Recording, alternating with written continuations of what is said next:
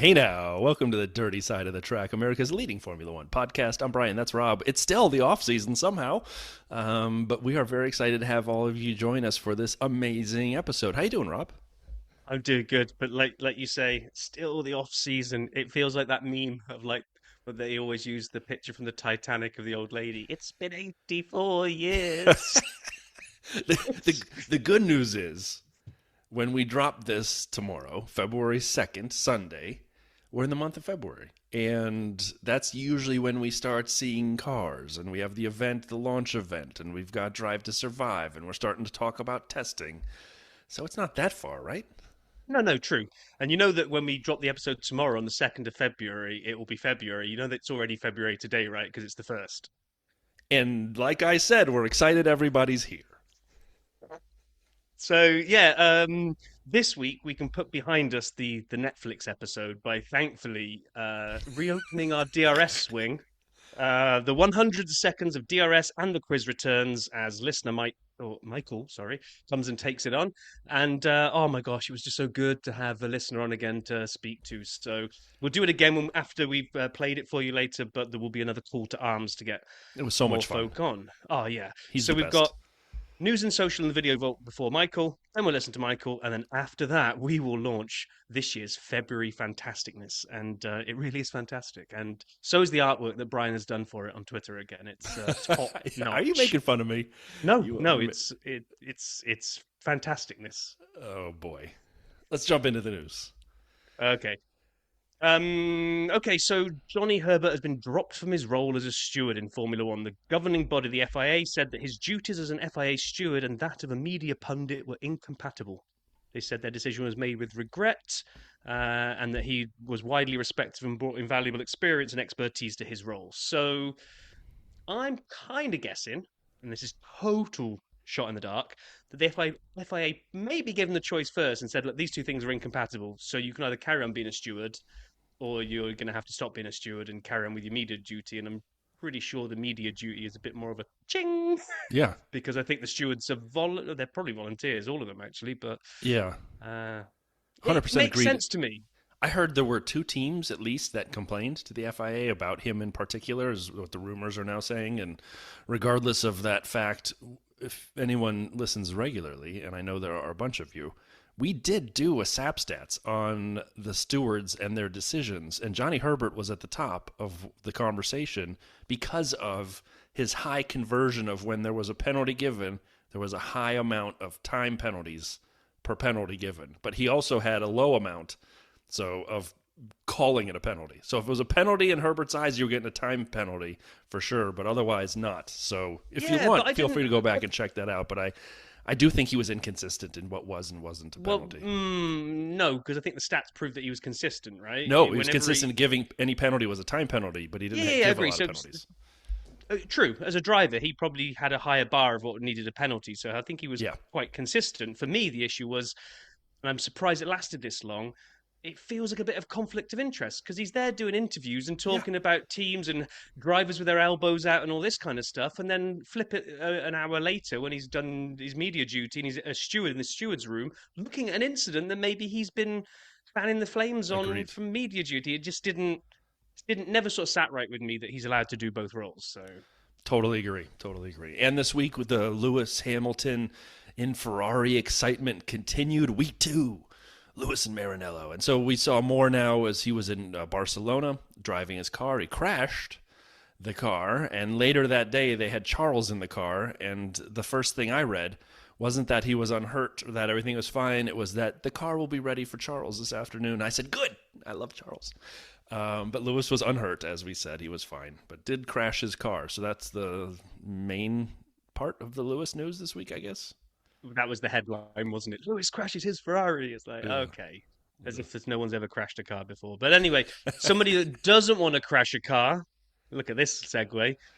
Mercedes driver Kimi Antonelli has passed his driving test. So, which I really find bizarre. You can drive a high-speed car at 200 miles an hour plus, but he's now just passed because he turned 18, which was the minimum age for driving on Italian roads in August. So he's taken his time, passed his test, and he can now properly drive. I always wonder, is there any difference? Like, is he just as likely to maybe ding his car driving on the Italian roads just because he can drive a car and have fast reactions at 200 miles an hour? Probably doesn't make him any more immune to, say, some 40-mile-an-hour shunt down the local grocery store.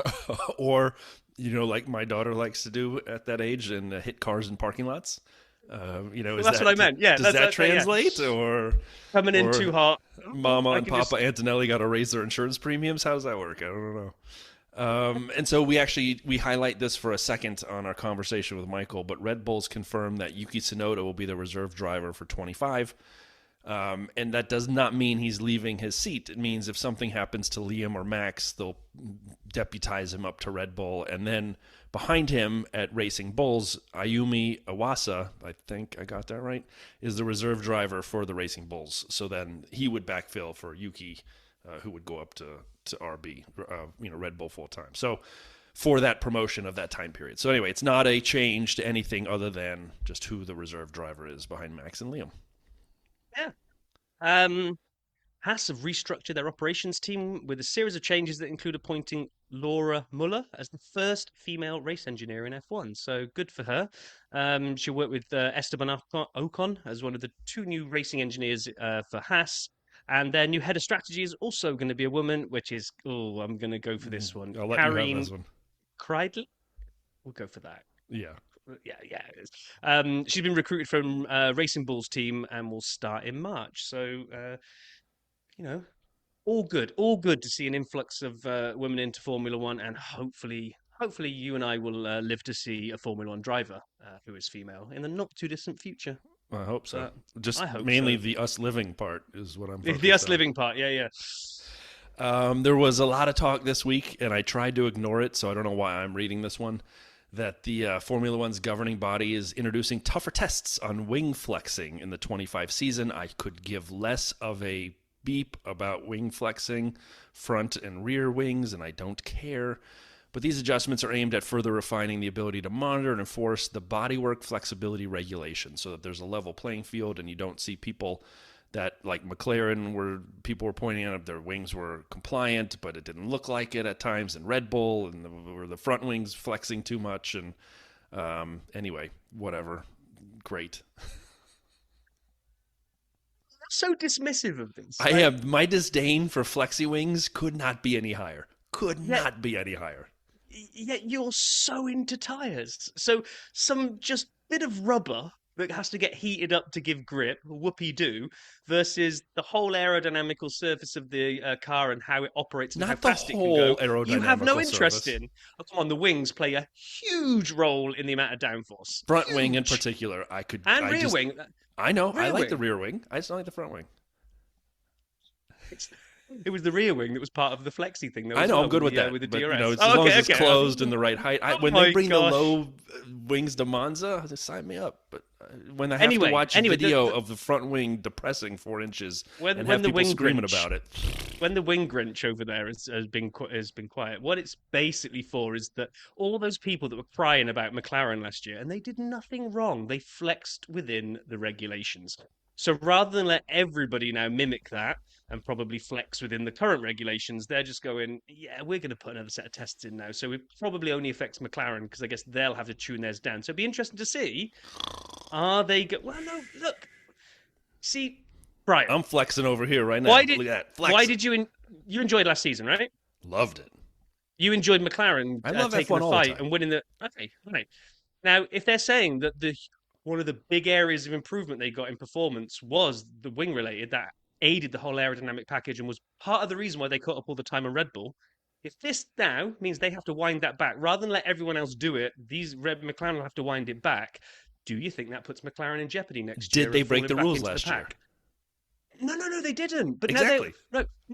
You're missing the point here massively. So if they're wing flexed within the rules, and that wing flexing gave them the ability that under load on the straights, the wing would flex and therefore reduce the downforce and give them higher top speed. This year, they won't be allowed to do that because there's going to be a new test that comes in that won't allow the wing to flex. So McLaren will have to go back to being in line with everybody else where they won't have the flexi wing. So does that potentially put McLaren at a disadvantage already before the season started? And Adrian Newey said the cost cap's downside. Oh my gosh, I can't believe this. I cannot believe If this. they were in the rules and they found something that helped their car, Yes. And now do they'll you have to take it think? away. I doubt it'll be fully gone. I bet there'll be something where they'll still be flexing. We'll have this conversation again. We'll talk about Mm, McLaren's flexy front wing at some point, and I will want to gouge my eyes out. As it is now, I'm thinking about ripping my own arm off and beating myself with it. So Adrian Newey said that the cost cap's downside is that F1 is not the pinnacle in terms of, and I did air quotes, of the best paying series. So they're losing people to not just rival teams as it used to be, but to rival series like endurance and other things. And interestingly, friend of the pod and one of our first guests ever, Break F1 Blake, said the same thing on Twitter a lot he did. recently. He's been doing it for a Yeah. while, and he's been saying that for a bit now. And Blake is a well thought out person who I think has some pretty good perspectives on things. So when Blake said this, then I heard it from Newey. I'm like, yeah, that jives, and that does suck, right? Because the cost cap probably was never intended to chase people away or allow people to leave. But it's a balancing act, right? This is kind of a capitalistic kind of situation. You have so much money and you want so many people. You can have less people and pay them more, or you can have more people and pay them less. And Yeah. teams are going to have to Just figure it must. out. And Sucks. they are going to figure it out. And it'll be interesting to see if F1 and the FIA do anything about it, because they do like to see Formula One as the jewel in their crown. It is the number one series, like they say, it's the pinnacle of motorsport under FIA regulations. But if all the top talent leaves because they can get paid a lot more by going over to endurance racing or any of the other series, then you won't have that. That implies, I'm not saying down on anybody that works in F1, but that would imply that the best talent will no longer be in F1. Which I don't think anybody wants to see. Yeah. Oof. Oh well. And last but not least, to round out the news this week, saw an article that Rwanda and South Africa are finalizing bids to hold a race in 2027. Rwanda would be a purpose-built track designed by Alexander Wirtz, the old Benetton driver, and would be set about 25 kilometers from the capital, Kigali, and be basically a fast-flowing layout through kind of the hills of their scenery and around a picturesque lake, and probably look really, really stunning. South Africa are going to pour some money into the old Kyalami circuit, so they won't need to invest as anywhere near the same amount as Rwanda, I guess, because they've got the infrastructure of a track there. And that was last held in 1993. So it would be great to see a race on that continent. 100%. You nailed it. The continent part, right? I mean, F1 is, as anybody listening is obviously a fan, it's the greatest. It's the greatest sport and motorsport there is to watch. And if you're missing an entire continent of people and fans and you haven't been there since 93, well, let's fix that. I mean, Yeah. it already travels all over the world. How in the heck are we missing an entire continent? So I would love to see either Rwanda or South Africa back on the calendar. And they've already broken my heart and put Spa into a not every year situation. So let's at least add an awesome track to fix my broken heart. But with my broken heart, I've got an idea. We could maybe put the South Africa or Rwanda one into rotation with Abu Dhabi or Qatar. that'd be fine with me. Or Mexico. Yes, fine. Yeah. Yeah, exactly. Miami's growing on me. I'm not ready to give up Miami like I was a couple years ago. But with that, let's open the video vault. All right. For the last couple weeks, I'll be honest, I've been busy with life and some life stuff, and it's all good, but I just haven't had the oomph to go out and sit on YouTube for hours a night looking for Formula One videos. They had to come to me. That's why I had one a week, and they were from the F1 channel. Well, baby, I'm back. I never left. What did Daniel Ricciardo say after he had that win? And I never left. Yeah, you did, and now you're gone. So 3 videos this week. This first one is slightly older than this week. It's a couple weeks old, but I hadn't seen it, and I wanted to add it. And I said, since I make the rules, I put it in. Cruise the Côte d'Azur with George Russell on the Marriott Bonvoy channel. See, look at me. I'm back searching Bonvoy. I went to Hilton. I went to Bonvoy. I went to all of the Siva Logistics. I was all these crazy places. It's 30 seconds long, and it's only about 10 seconds of driving. And it's George staring into the camera, doing his best pouty-lipped, "Hello, I'm George Russell from Mercedes Petronas AMG Formula One team." And then driving 10 seconds, And then he looks at the camera and goes, Marriott, Bonvoy partner. And then that's it. And I'm like, what in the hell was this abomination of 30 seconds? Don't go watch it. But Rob, I have an actual philosophical question for you that hit me as I watched this video. George is now the number one of the leading teams. It felt so weird to come to that realization. Not that Lewis had left, but Max, is the number one. He's a champion. Lewis, elder statesman. You could argue Lando and Oscar are two amazing drivers who proved themselves this season. Charles, but now George is the man. Are you ready for that era at Mercedes? I don't want to give my thoughts on this in case they require me to give my British passport back. I can just say, watching this video thinking that's the leader of the team, I'm like, oh, that's shocking. So I look forward to getting I just think Antonelli might take it to him this year. No, get out of here. Really? I don't know. You know, every now and again where you just get aboard the hype train because everyone's been talking about this rookie for so long and he's going to be so amazing. I know I kind of took the mick out of him the other week when I said he came in and the first thing he did was take a corner too fast and crash, and everybody went, but look how fast he took the corner. Like, yeah, but grip is kind of a key part of success. But anyway, just got a funny feeling that a rookie this year is going to be head and shoulders above the rest, and we're going to be going, wow, what a rookie season. And if I had to put my money on one of them, I'd be leaning towards him. We don't normally get such deep conversation in the video. I know, vault. in the video vault. Look at that. Yeah. You've been away for a while. We come back and it sparks such conversation. There we go. Max Verstappen coaches England cricketers at sim racing on the Oracle Red Bull Racing Channel. 2.5 minutes. It was okay. I wanted more from this. There were 3 cricketers. I've never. What's batsmen? Do you have any idea? I don't know. Keep going.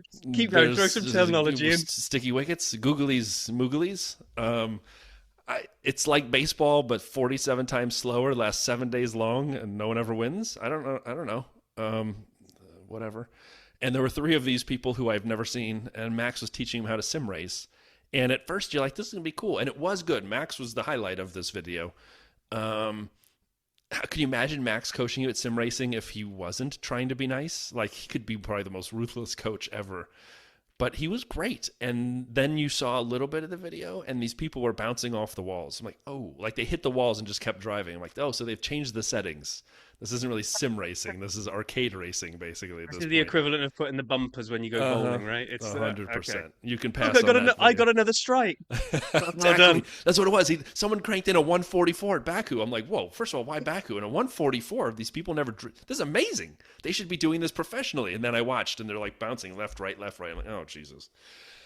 10 times F1 drivers were amazing teammates. Formula One channel, 10 minutes. It really should be called 10 times Formula One drivers were given team orders.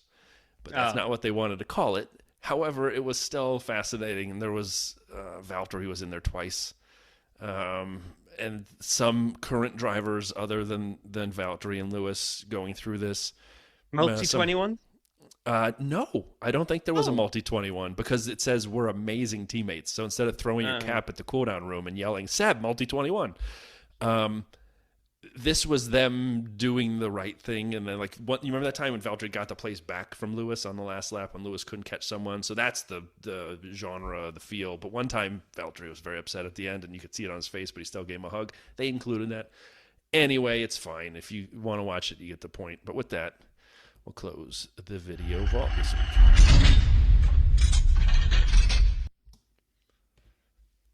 Okay, well, as we hinted at the beginning, we have Michael on to do the 100 seconds of DRS, chat F1 with us, and then take on the quiz. So, without further ado, I'll hand us over to us talking to Michael. Box. All right, we are super excited to be joined by Dirty Sider Michael. Michael has been just amazing to talk to so far as we've gotten to know him, and welcome to the Dirty Side, Michael. Well, thank you, guys. Really glad to be here. So I think sorry, Brian, I have to jump in straight away and say, I think, Michael, you have the title of our most interactive Twitter follower, or X, or whatever we want to call it, because you're the man. You're always, every time we publish an episode, give it a few minutes and there's a comment from you there. So really appreciate kind of your very much your enthusiasm for us. I do have enthusiasm. Thank you so much. We do appreciate that. Now, we want to get to know you more, as we do whenever we have someone on with the 100 seconds of DRS. And so we are going to start the timer shortly. Rob, are you ready to time us for the 100 seconds? I'm ready to run 100 seconds for you, Brian. Are you ready to ask the questions? I'll ask them as well as I can ask them, which is as good as I can do. Michael, are you ready, sir, to be peppered with slow questions from me? Yes. Okay, then. Here we go. No further ado. 100 seconds of DRS in 3, 2, 1, begin. Michael, the first poster you had on your bedroom wall. Bobby Kennedy. Excellent. Favorite restaurant? Oh God. Il Cantinori in New York. Okay, we'll have to understand more about that later. Yeah, it's been around forever. Favorite F1 track? Spa. Yes, well done. Who do you think the best young driver is in F1 today? Define young however you like. Oscar. Is it pronounced GIF or GIF? GIF. Is it Mario or Luigi for you? Neither. I've never played. If you were in the pit crew, which tire would you want to change? The front left. All right, done. Then that shall be yours. Coffee or tea? Coffee. And so with that, sleep in or up early? Oh, sleep in. Fill in the blank. F1 in America is? Overly hyped, but I love that it's here. We do too. Who do you think the best F1 driver of all time is? I think that Max will be the best of all time. But I would probably, and I'm not going to say Senna because everybody says that. I would say, I'm just going to say Niki Lauda is the most interesting one of all time. He definitely is. On that bombshell, on that revelation, that's the end of the 100 seconds. So well done, Michael. What I do want to apologise for is that I wasn't quite sure if it was a joke. I was looking for signs on Brian's face that it was on purpose, but that has to be one of the slowest reaction times to ask the first question. Me? The clock was nearly at 5 seconds after I went 3, 2, 1, begin. It was nearly 5 seconds before you asked the first question. Well, some of us in the Midwest move slowly at times. Sorry about that. I don't remember what the first question was. It was the poster, and you answered it before he finished asking it. It was brilliant. That's right. And then favorite restaurant is what is it now? Because I make it to New York every so often. In New York, where I lived most of my life in New York. It's just a good Italian restaurant. Awesome. Yeah. Awesome. I was in New York for a few years in Hell's Kitchen and then Soho and then went out to Brooklyn, and we can talk about that afterwards. I didn't get a chance to ask this. I'm going to extend the 100 seconds because I'm one of the two hosts. So, DRS, good or bad? I think it's probably good, or I'll say it's probably necessary, even though I hate watching those stupid DRS passes where you know it's going to happen. Yes, a man after my own heart, Michael. That's it's just like when it's a foregone conclusion. What fun is that? I think you nailed it. I think you said it better than Rob and I have tried to do over the last year and a half. What? No, because I like DRS, but I don't like when it's just a easy pass. And Rob gets on his soapbox so that he's taller than 5 feet, and he complains about DRS all the time. So I think the way you enunciate it, I think is. I don't know what they should do about it, to be honest with you.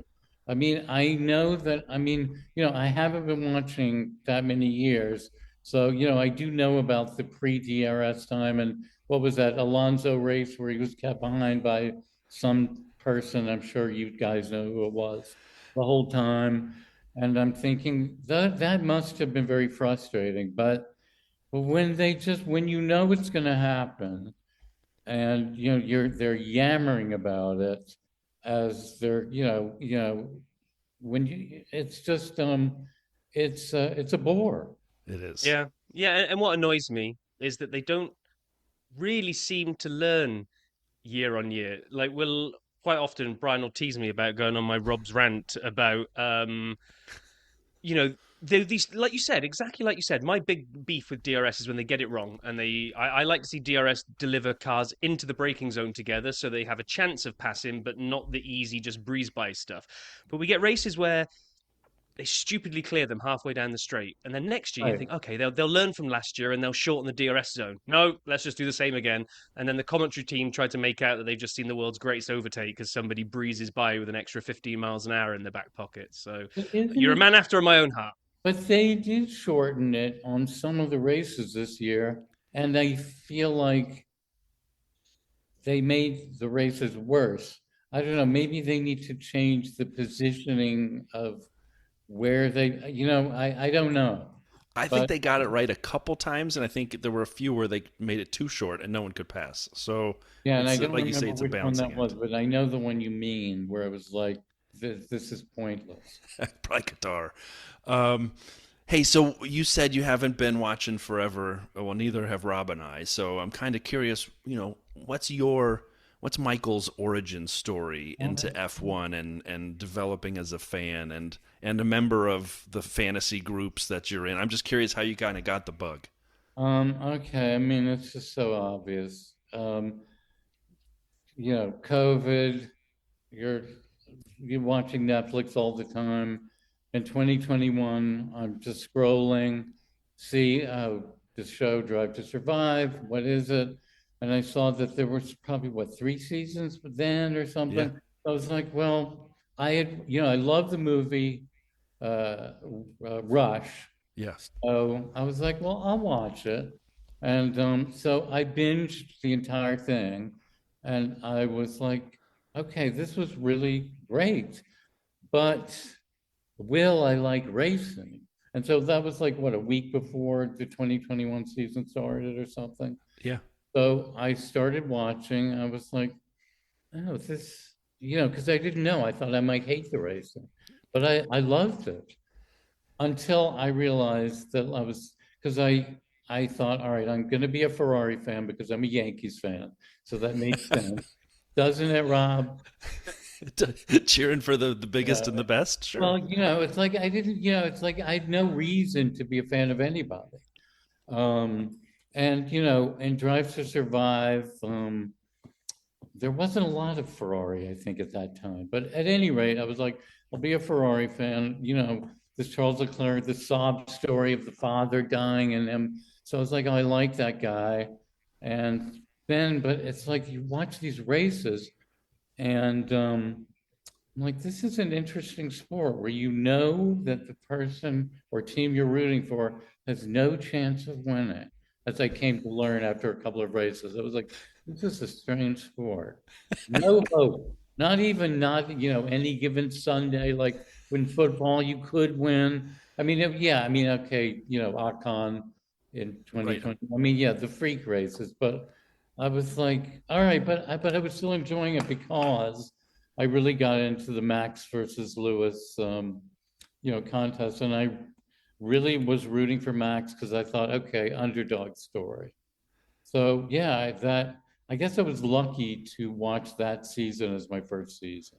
21 was a great season, and Yeah, I watched it all. Right. I spread the gospel through Drive to Survive to all my friends who didn't watch F1. I said, you have to watch, and here's a primer you can use is Drive to Survive. Watch a couple episodes, check out some races, and it just so happened exactly as you're saying. It was an epic season, and it came down to the wire. And I literally was calling people I hadn't talked to in years. Are you watching the Abu Dhabi race? It's all going to be decided. They're like, for what? I go, F1. They're like, who is this? And I'm like, it's Brian.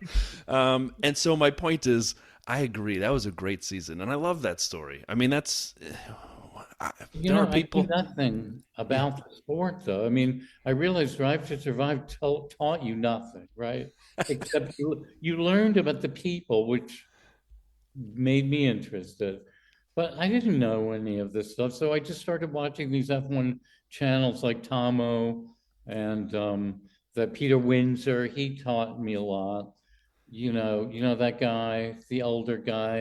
Yeah, and Tomo's great too. I know exactly what you're talking about. Great, and that guy Aldos.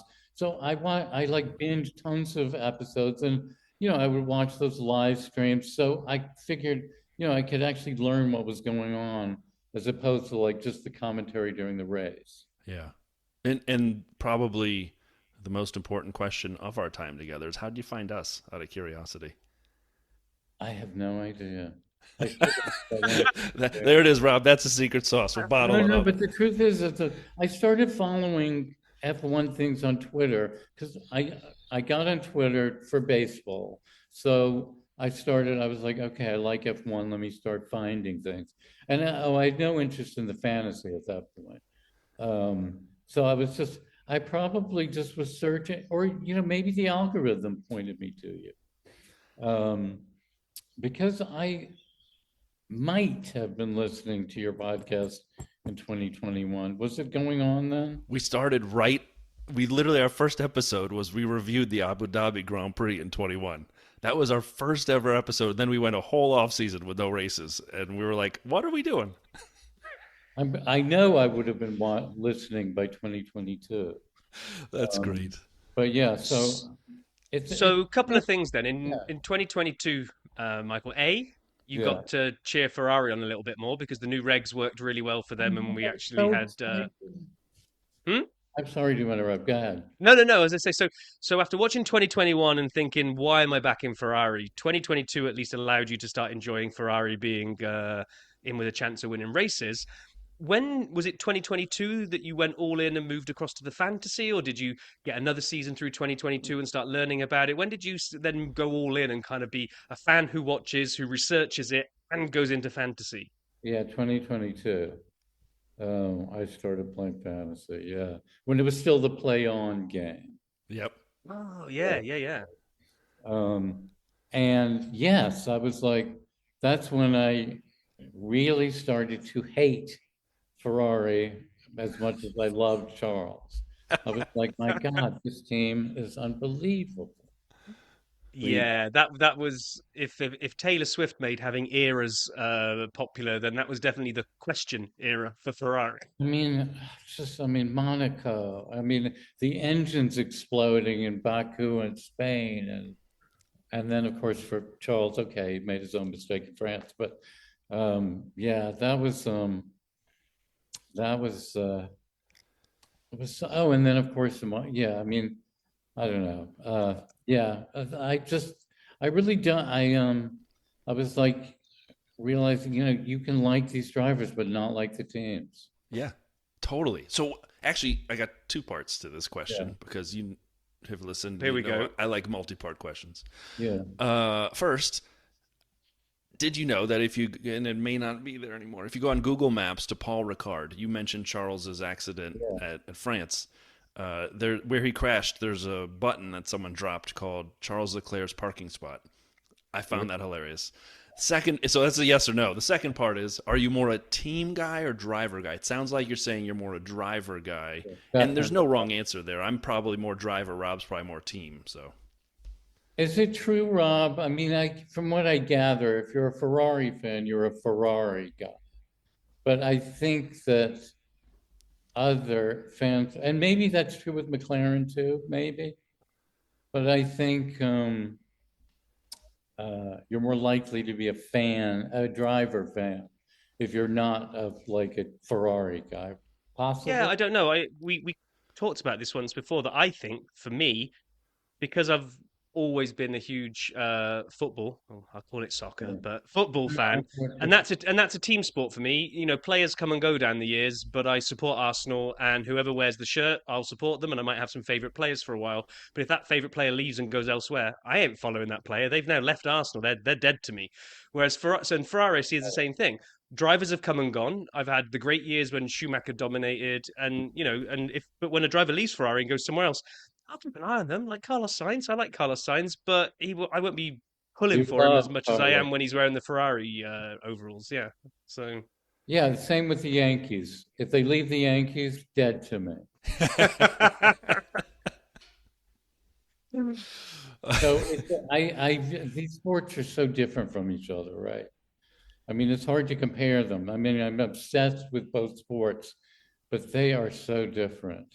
So very different. And maybe one similarity, because I'm a Cubs fan, And in Yeah. 16, when they won the championship, the World Series, and I was in South Dakota on a work trip, and I convinced the bartender, and we were spraying champagne at a fancy bar as I was running around high-fiving the G League basketball team that was in there watching the game. It's a weird story, but it's true.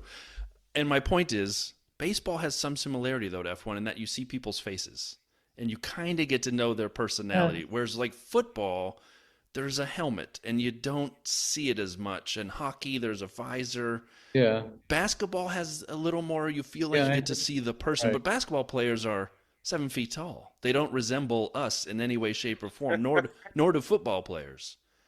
But baseball and F1 are like you could see them on the street, and they would look kind of like us to some extent. Maybe not Mike Judge, to use a Yankee, but other than that, Right. anyway.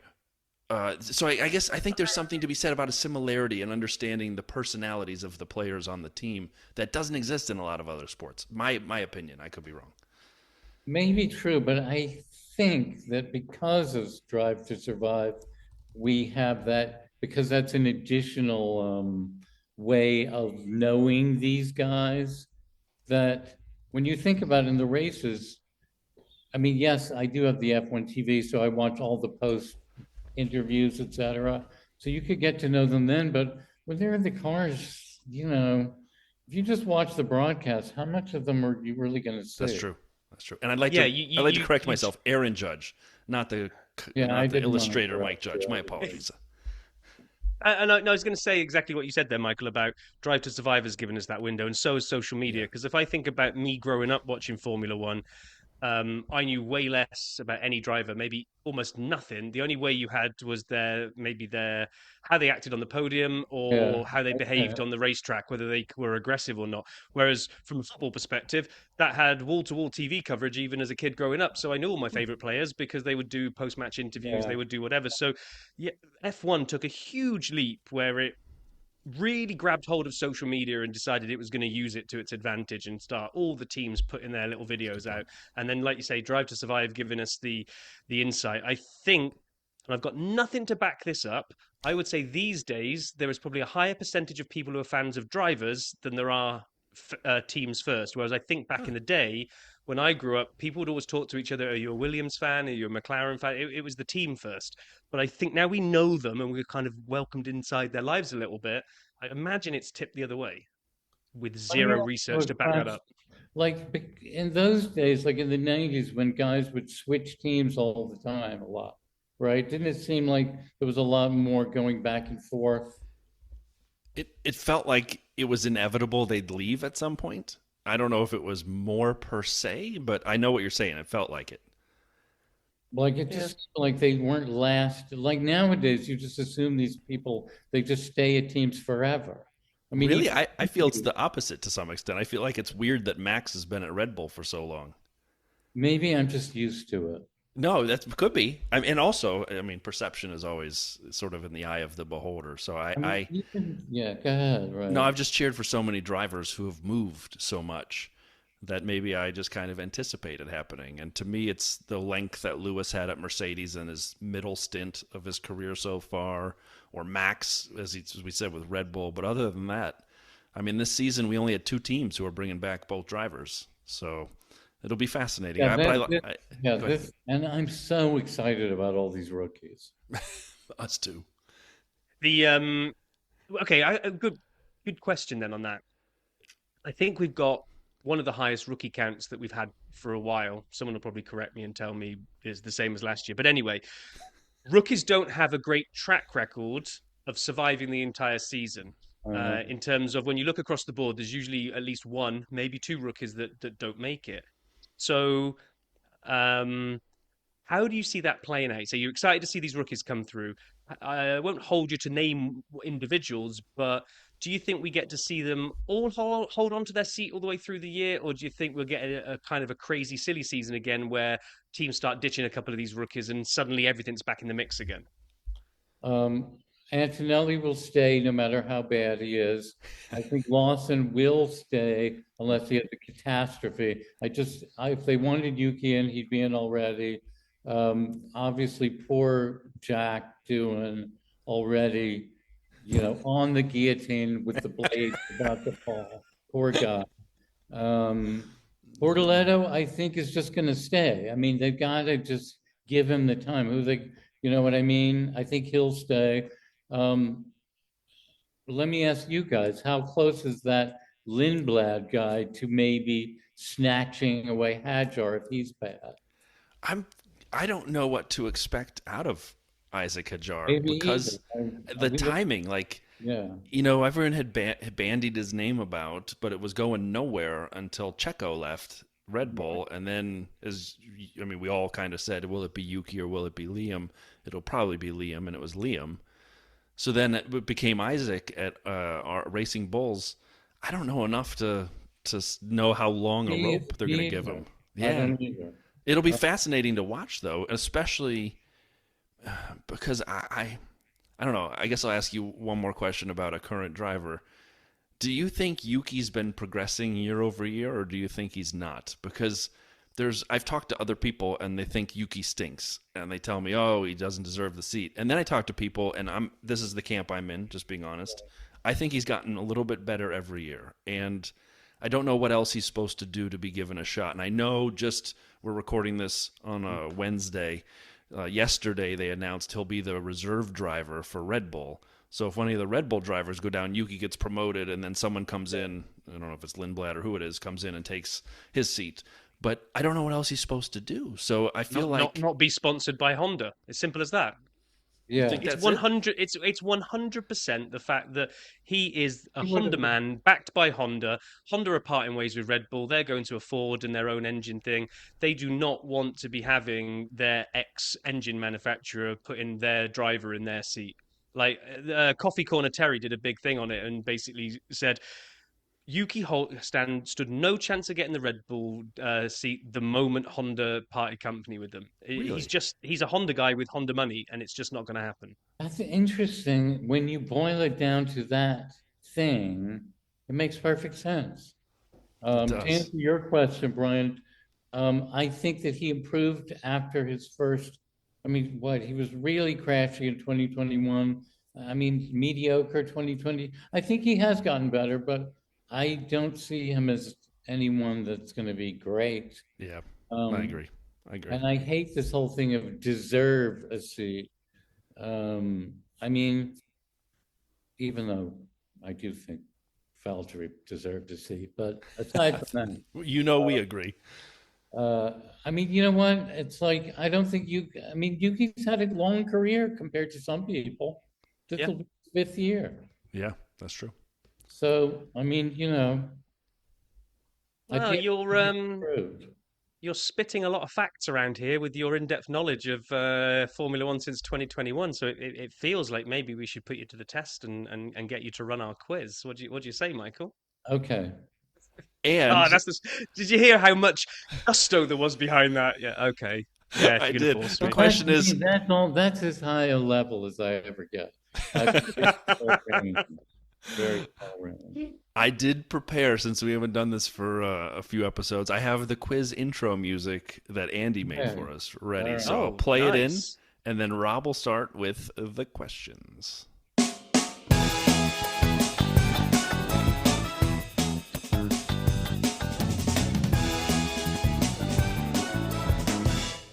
All right, and on that, Michael, I won't start with the questions. I'll start with a reminder for A, you, and B, anybody who's listening that's never heard this quiz before, because it's been a while. So, in a completely independent quiz, not inspired by Who Wants to Be a Millionaire at all, it's just very, very coincidental that it shares a lot of the same format.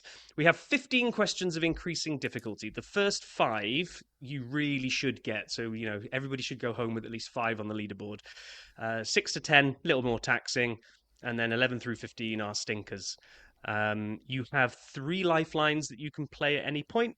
You can box, which is instead of changing tires, you can change the question out. So if I read a question out and you're like, I don't like that, just play box, and I'll read a different one out. You can play your 2-stop strategy. So if you're torn between 2 answers, you can play that one, and it allows you to answer twice. So if you get it wrong on your first guess, you can have another guess.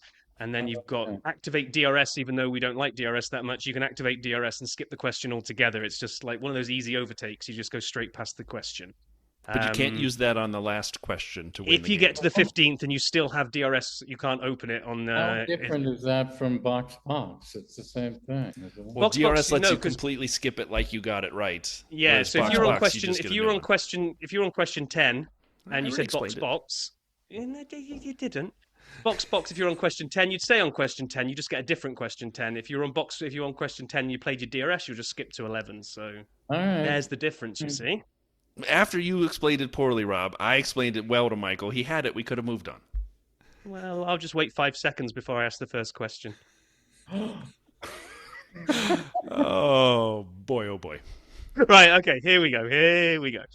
Right, question number 1. The dirty side of the track refers to what? The state of the race overalls after a race, drivers swearing over the radio, the side of the track with less grip, or an unused dusty section of railroad that trains don't like to use? Less grip. Yes, there we go. Right. Spa. Oh, this is... I wrote this before I knew you were coming on. Oh, my gosh. Spa in F1 refers to what?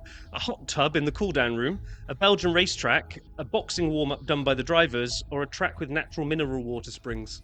Oh, I do believe it's a track in Belgium?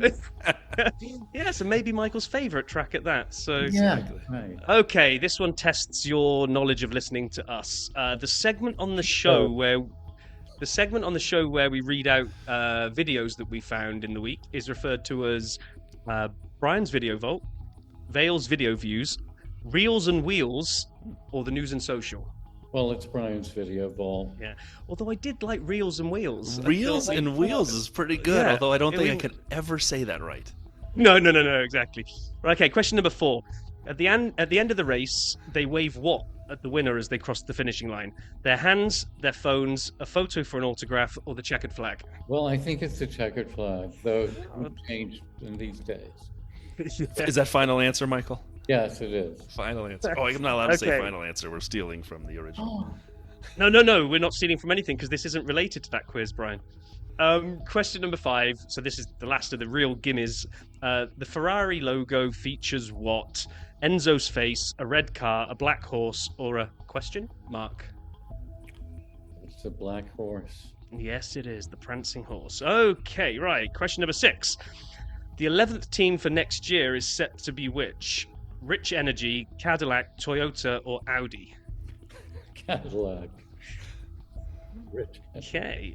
Yeah. The new Sauber lineup for 2025 is Gasly and K-Mag, Hulk and Zhou, Behrman and Ocon, or Hulk and Bortoletto? Hulk and Bortoletto. Yeah, I think these are too easy for him. I should have made these harder.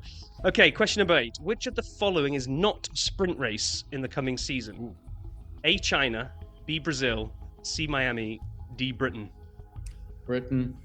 Wow. No hesitation. I don't think I would have known that. I'm not sure I would have gotten that. Michael is on target. Okay, now they crank up a little bit more. This one's, I found this one online.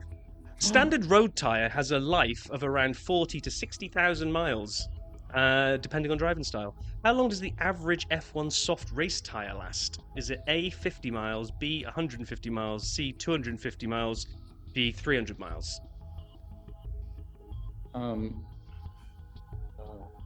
I So guess 50, 150, 250, 300. 50 is the correct answer, yes. Okay, and he's used no driver aids at this point. I know. Okay, prior to Melbourne, where was the Australia Grand Prix held? Was it held in Adelaide, Sydney, Brisbane, or Perth? Adelaide. Oh, absolutely flying through. Right, now we're getting into the final 5 where things start getting a little tricky, although maybe not for you. In 2009, the revolutions per minute of the engine of a Formula One car were reduced by the regulations from 19,000 RPM down to what? 12,000 RPM, 5,000 RPM, 15,000 RPM, or 18,000 RPM? Box. Oh! Do you want to take a guess at which one it was? I have no earthly idea. I wouldn't have had it. I would have just guessed at the one that was closest, thinking they wouldn't have reduced it by too much. So I think I would have gone to 18, but that's easy for me to say because I knew the answer. Right, okay, Boxbot, we're swapping it out. This is a stinker as well. Over the period of all the tracks that have been in Formula One, which is the longest sustained hard corner in any Formula One circuit? Istanbul's Turn 8, Brands Hatch's Corner 4, Monza's Parabolica, or Turn 3 at the Sochi Autodrome? God, you're mean. What are my lifelines that I've lost? You could have 2 attempts at this and do the 2-stop strategy, or you could just DRS it and jump right over it. I'm just DRSing. So. Okay, so on to question 12. This is another... The answer, by the way, was Istanbul Park's Turn 8. Yeah, I wouldn't... I never even heard of it. I just... By the way, this is the first time I've able been to look at the quiz questions myself while we do this because my computer was such crap before. So I feel good being plugged into what's happening. Okay, this one might be... well, we'll see. How much fuel does a Formula One team use in a typical season? 2,000 litres, 20,000 litres, 200,000 litres, or 2 million litres? A team? A team, yes. So 2 cars. And what was the...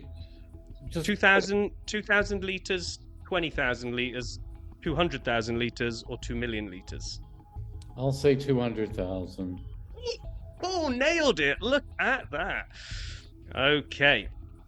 Question 13, we are getting close. You have 1 lifeline left, which is your 2-stop strategy where you could take 2 bites of the cherry. Question 13, which Formula One season saw a victory for the first time for a rear-engined car? Was it 1958, 1968, 1978, or 1988?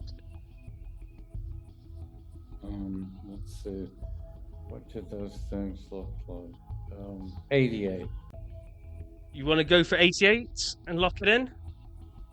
Oh, you're trying to trick me. Yes, I will do it. Brian, have you got the noise? I do have the noise, and this is Look how quick he is.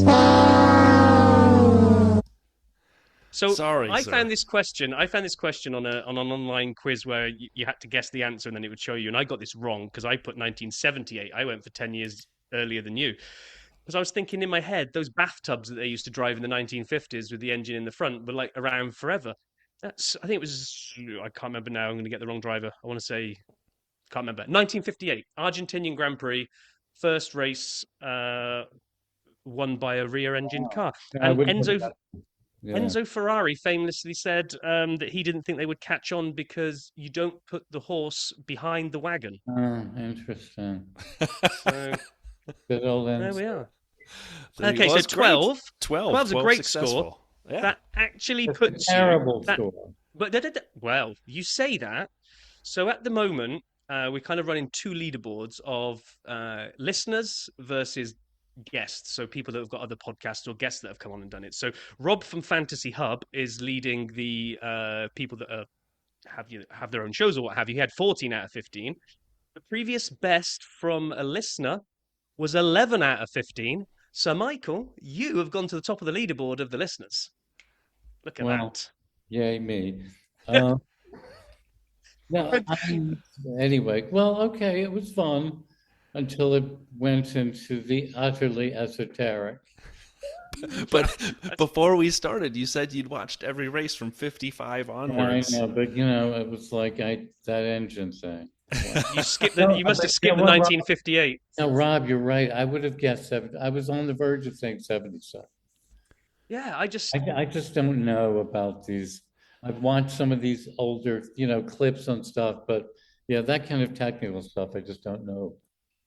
Yeah, in my head, they were at that bathtub shape with the engine in the front for like at least the first 20 years of F1. But I would have thought so too. I would have thought so. Well, no, thank you for doing that. Like I say, you're at the top of the listener leaderboard now. So if other folk want to come on and challenge Michael for his crown, were there 15 possible questions though? 15. That's right. There were. I had. There were only 2 more left after that. 2 more left, locked and loaded. But we can't tell you what they are because Rob wants to save them. 2 answers, I wouldn't have gotten it. So I feel good. I would have said 77 and 87, whatever. Yeah, yeah. Even if you'd have taken if you'd have used your, like you say, the 2 bytes on Yeah, two I stop, you would have still done would have gone 78 and with 88. So yeah, all good. all Oh, good. there we are. Well, Michael, thank you so very much for doing the DRS, chatting with us, telling us a little bit about your passion for F1, and then, of course, doing the quiz here at the end. And just getting to know you has been awesome. That Thank was you. fun. It was definitely fun. Yeah, we really enjoyed it. So, if anyone else wants to, like Rob said, take the quiz or join us for 100 seconds of DRS, please let us know. Michael, thank you so very much for joining us. Well, thank you. Tremendous. Thank you again, Michael, for agreeing to do that. We turned off the recording and chatted for a while after that, too. It was just a lot of fun to talk with other F1 fans.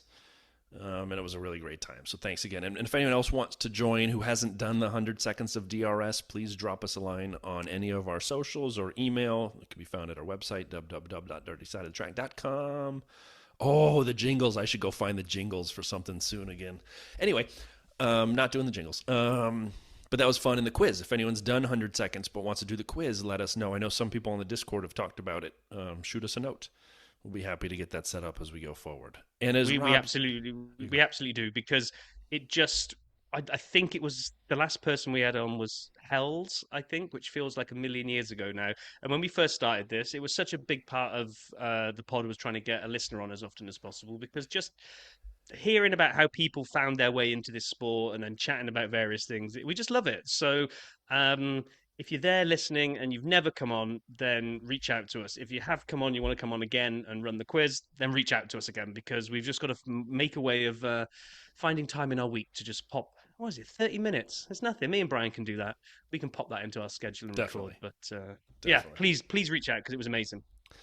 And as it is February, as Rob's already tested that it's the second day of February as this drops, and the first day of February counts, it's time for hashtag February F1 Fantasticness. And yes, I put together a poster, and yes, I think it's good for my talent. Rob can take a leap if he doesn't like it. And so what it's about is liveries. As we said before, we've already done Best Driver, and the answer, according to you all, was Jim Clark. We did Best Track last year. Answer, according to you all, was Spa. And so we're doing the same thing across multi-social platforms this year, where we're running the best livery of all time. And so Rob and I drew out of a hat and put in our favorites, and we have 16 liveries that we have going head-to-head in a random bracket order, no seeds put together. The way it actually came out, just in case anyone's curious, is alphabetical around the clock. So what you'll see is Braun GP 2000. Rob's curious because he didn't know this either. 2009 is in the top left corner. Ferrari 2003 is in the top right corner. And then so forth, and it goes down and around. Then Ferrari and Jag, and then Jordan, and so on and so forth. And it kind of goes around. I think Ferrari and Jag got turned around, but other than that, it's all random. So there's no rhyme or reason. Exactly. So should we just quickly run through the 16, and then what we'll do is we'll put the image. If you're not already subscribed to the newsletter, then we'll put the link in the show notes. I know there's a good group of you that are subscribed to the newsletter. We'll put the pictures in that we found for all the liveries, so you can see which ones. And then Brian and I, when we put them out on Twitter and Threads, we'll put the two images of the two that are going head to head. So there's already an active vote at the moment. But if we just quickly run down, we've got the Lotus 1977 John Player Special. So good. The black and gold. So good. The McLaren MP44 Marlboro 1993, the Senna car, basically. The Williams FW14 1992, which is just the car that is burnt on my brain. I think that's the one that I always think I got into F1 in, but I didn't if it was 1992. But anyway, it's the yellow and blue and white Williams Mansell type. Love it. Yeah. We got the 1991 Jordan 7-Up livery in there. So good. The Lotus 99T, the 1987, it's just yellow with blue camel logos all over it. It's just so simple and looks awesome. Then we come up a little bit newer, and we have the McLaren Gulf livery from 2022. So thing of art that one is. And then my last couple. So I put 8 down, although I know I stole a lot of Brian's thunder here by naming ones he would have named. The last 2 I put into the list were the Jordan 97 Bitten and Hisses logo, so the yellow car with the snake on the nose cone, which is fantastic. So and then good. my last one was Schumacher's Ferrari from 2003. Just Great chef's choices. kiss. Like I said, the top 4 I would have had as for sure as well, and I think I would have gotten a couple of the others in mine too. But then rounding out the 16, the 2024 McLaren Senna Monaco GP. You may have heard me talking about it. I bought the model of it. I love that one so much, and I didn't want to skew too new on stuff, so but I couldn't let it slide. It was that good. That green and yellow, the Brazilian colors on the McLaren, just chef's kiss. Speaking of Italian, Tyrrell Scuderia Golf Rondini from the Italian Grand Prix in '76. I love a golf livery. I approve Rob's inclusion of the McLaren from 22, but I think you can go better. And my favorite one of all time is the 76. So yes, are there 2 golf liveries? Yes, deal with it. Then the Lotus 38 from 1965. The picture we're using is actually of the version of the car that won the Indy 500 that Jim Clark drove, because I took a picture of it, and so I saw it at a museum. It's the exact same color scheme though, when it's a slightly different number, but you'll see that the Lotus 38, the Renault from 2004, the Mild 7, again a blue and yellow. So we've had a couple of blue and yellows that have made it in here. The Williams was one. We talked about the Lotus. I love the color of this thing. It's the right powder blue type color, and the yellow. Yeah, I was close. I was close to having this one. This is awesome. I do like this one. I put in the Braun GP, which is obviously from 2009 because there was only 1 year of Braun GP. And for the photo, I went early in the season. I couldn't find one quickly without the Virgin logo. And Paul told us that wasn't quite the first race or two, but it was around then. But afterwards, when they started doing better, there were a lot more logos on the side. So I got the early kind of just blank white canvas with a little yellow streak. Love it. And then the Jag R1 from 2000 with that green and white on the side and the Jaguar on the back. Plus, a listener recommended this as well. Lizzie, I hear you. I agree. It's on here. I got some other notes from other people, Paul and others. The ones you suggested should also be reflected. Maybe a year or 2 off, but we already had those as well. And then I put 2 newer ones to close that just I think are great, and Rob's going to be confused by my last one. The Ferrari Vegas GP from 23. So the 23 Vegas race, Ferrari brought the white to the back and sides of the car. I also have that model. I don't buy many of these things, but when I do, I want them to be special, and I bought that one, and it's sitting on my desk right in front of me here with the McLaren Senna. And the final one that we put in, the Williams from this last year's British Grand Prix. At first, I had the 2020, or was it 21? The 75th anniversary Williams with the Union Jack on the back. That's the name of your flag, right? Union Jack? Okay. Yep. That was on the back, and it was white outline of it. And I was about to promote that. And then I looked, and I remembered seeing in person this Williams when I was at Silverstone this year. And it is stunning in person, and with the color to the flag, I think it's amazing. So that is our final car. And yes, there are 3 of them or so from the last handful of years, but the majority are all-timers. And I'm excited to see what happens. Yeah. So we'll do what we've done for all of them, where I don't think we've combined the polls, did we? No. We do like a Twitter winner and a Threads winner? Yeah, and the problem was, like, we used to have, when I had more time, we had a very active Twitter account, and we'd get a lot of votes. Now, I haven't been on Twitter in a while, and the algorithm has noticed. And so hopefully this boosts us back up into people's perspective so that people vote. But we're going to combine them as best we can across all the platforms. We are we? So we'll take the number of votes. You'll get to see the number of votes that were cast on Twitter, won't you? And I'll get to see the number of votes that were cast, and then we'll add it up and we'll do maths ourselves, and it'll be awesome. Oh boy. We'll have to make a spreadsheet or something. We'll figure it out. We'll nerd out on this. And you're the man for doing all the calculations for how long these things need to stay active for. So I think, what have you got up right now? We have got Braun GP is taking on the Jordan 7-Up as we speak. It's going to close out in 18 hours. So actually, by the time I drop this tomorrow, it might already have closed. So we'll probably just launch the second. And we'll probably go down the left side like we did before. So when you listen to this, we'll probably be up to the Lotus John Player Special against the Renault 2004 Mild 7. So that right there, I mean, already is a good competition. That's a hard one already, isn't it? But it is. I know which way I'll be going. I think John Player Special. I'm not going to tell you. I can't give him away my vote. I would vote John Player Special. I think that's the number one seed, even though we didn't do seeding.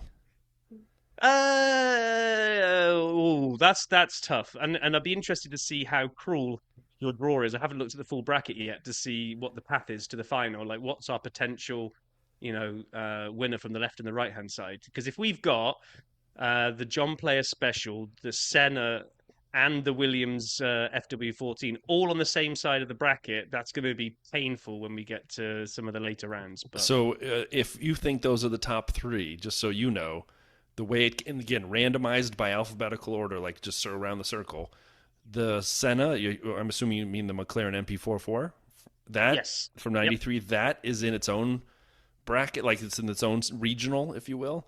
And the John Player Specials in another regional, but they'll meet on their side of the bracket in the semifinal. Okay. Ooh. And then the Frank Williams, the FW14, that is in its own regional on the other side. So that could be facing one of those two in the finalists. But it would have to beat some great cars in the regional above it. So there's no bad cars really in this. There's ones that from yours that I wouldn't have remembered, but when I see them, I'm like, oh yeah, that's sweet. So I don't think we've got a pig of a car in here at all. There's no bad liveries in here, so it'd be interesting to see which way it goes. I can't wait. I'm like super excited for this thing. Like I love these every year, and then by about 2 weeks in, I'm like, God, I got to put another poll out again.